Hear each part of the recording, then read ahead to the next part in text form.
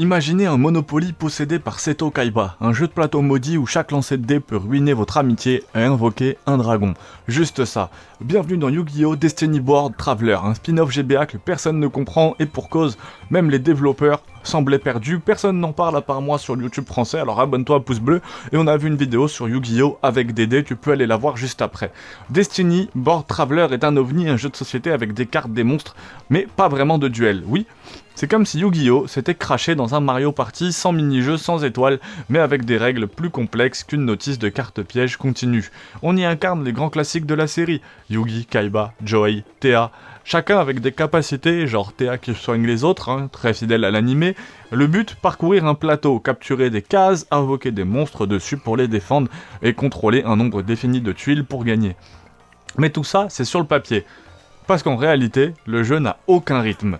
Tu passes 70% de ton temps à lancer un dé, mais attention, pas n'importe lequel. Le Destiny Die, une abomination à 6 faces qui décide tout à ta place. Tu ne choisis pas d'invoquer, c'est le dé. Tu ne choisis pas de ton mouvement, c'est encore le dé. C'est comme jouer à Yu-Gi-Oh! En ayant les yeux bandés et les mains liées. Et ça, chez Shunet te le dirait.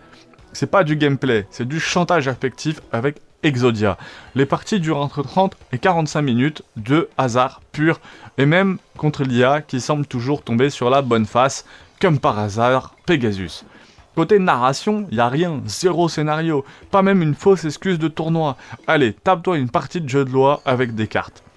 Graphiquement, c'est pas honteux, vraiment pas honteux pour de la GBA. Sprite lisible, plateau varié, artwork fidèle à l'animé, mais niveau lisibilité, c'est une purge. On se perd, les menus sont mal pensés, les infos utiles sont planquées comme les cartes interdites dans un tournoi régional. Si on compare à d'autres spin-offs, Yu-Gi-Oh!, Dungeon Dice Monster, The Sacred Card, ou encore GX Duel Academy, tous avaient au moins une identité claire, du duel, du deck building ou de la stratégie. Ici c'est du pile ou face maquillé en stratégie. C'est comme si Konami s'était dit bon, les enfants aiment les jeux de plateau, on fout des tuiles, des monstres, un peu de Kaiba, et normalement ça passe. Bon, ça passe pas. L'expérience de joueur, et ce moment justement absurde. Je vous le jure, dans une partie j'ai invoqué un Kuribo qui a capturé 3 cases avant de se faire one-shot par un Feral Imp boosté aux hormones. Pendant ce temps, Joey tape dans le vide pendant 6 tours car il n'a pas tiré la bonne phase du dé. C'est pas du jeu, c'est du rituel d'humiliation publique. Et malgré tout ça, j'ai enchaîné les parties. Pourquoi ? Parce que ce jeu est une curiosité, une anomalie de design. Un jeu tellement mal fichu qu'il devient fascinant, comme un mauvais film que tu regardes jusqu'au bout, juste pour voir jusqu'où il va sombrer. Et en réalité, à l'époque, c'était très surprenant. Moi, enfant, je me souviens avoir passé des très bons moments sur ce jeu.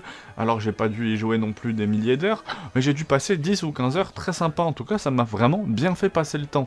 Yu-Gi-Oh! Destiny Board Traveler, c'est un peu comme le frère de la famille Yu-Gi-Oh! Que personne n'a invité à la fête.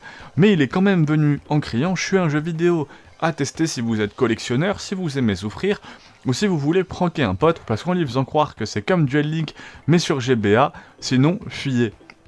Abonne-toi si tu veux d'autres tests absurdes de jeux étranges, souviens-toi, parfois le vrai monstre c'est le dé, on a vu pas mal de jeux Yu-Gi-Oh! On a vu Tag Force sur PSP, on a vu celui spécialement où c'est que des dés, donc Dungeon Dice, qui est sorti juste avant celle-là, n'hésitez pas à aller voir, et j'en ai d'autres bien sympas que je vais vous présenter, notamment un sur PS2, qui est complètement perché, où c'était un Yu-Gi-Oh! Avec des monstres dans des œufs. Restez bien, abonne-toi, pouce bleu pour ne pas rater ça.